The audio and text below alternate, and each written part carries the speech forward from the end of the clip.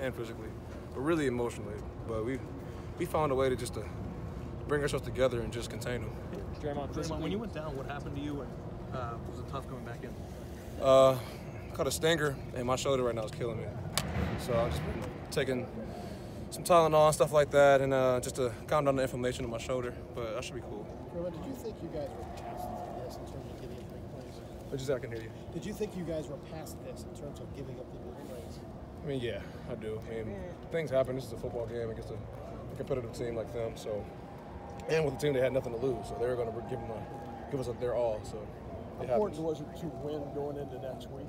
Very important, because I mean, if we would have lost that game, then pretty much everything's over. Yeah. Yeah, that's what I feel like. Because what you're fighting for is still there. Yeah. Dre'Mont, but you're a veteran leader of this defense. A lot of the stuff that's been happening, that happened today, the stuff that happened earlier in the year. How do you feel about that in Week 11? Is there a part of you that is like shaking your head? How can we be giving up some of these same things?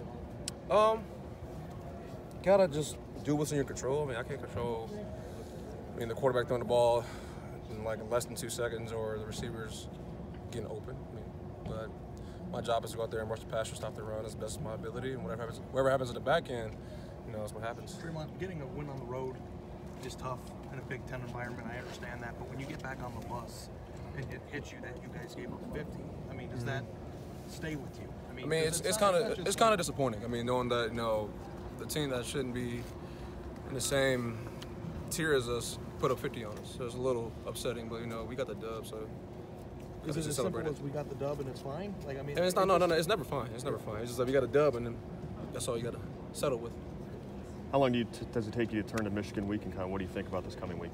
Celebrate tonight, celebrate tomorrow, and then quick turnaround on Monday. What's the moment like when they go for 2 and don't get it? Can you take us through what it was like for you on that play? Oh man, I was already stressed out the fact that they scored in the first place, and then when they went for it, I'm like, all right, well, we got to find a way to stop them.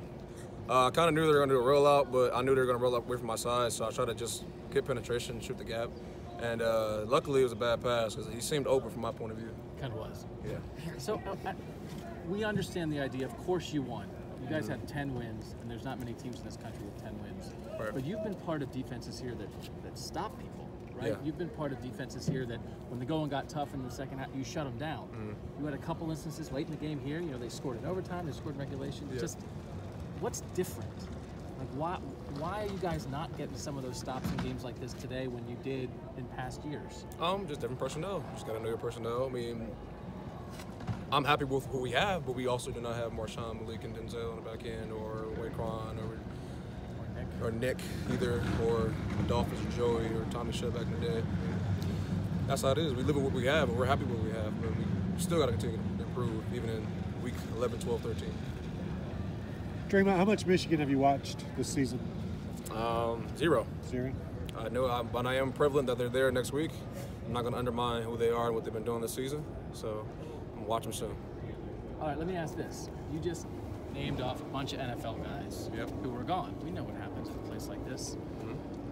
Is there some part of it that you look at the talent that's been here the last couple of years and that maybe you don't have as many guys like that on this team? No offense to anybody on this team, but yet you still have 10 wins. Is there something to the idea of we're 10-1 and we don't have Nick Bosa and we don't have Malik Hooker, who is one of the best safeties in college football? You know what I mean? Yeah. I mean, you're happy with what you have. I mean, you don't take for granted who's there in the first place. I mean, we do understand. I mean, those are like, once in a lifetime type players. Absolutely. I mean, they're top tier first round type players. I mean, you lose them, it has an effect. But we have the potential. We have potential guys that can elevate to that level, and we got to just push them and just push through any hiccups that we have. Dre'Mont, do you feel that players on defense are being put in the right position to make plays? Yeah, I do. I mean, chance of luck sometimes if a guy misses a tackle or a guy may slip and not be there on time. Things happen. Did you guys play more base late in the game? Yeah, a lot of bases late in the game. First half, we're trying to just do too much in the middle, just move a little bit too much, and then we just decided just to settle. Just to relax and just settle with going upfield. So is that maybe an answer for next week? Is just do more of that from the start? Maybe. Maybe, said the veteran.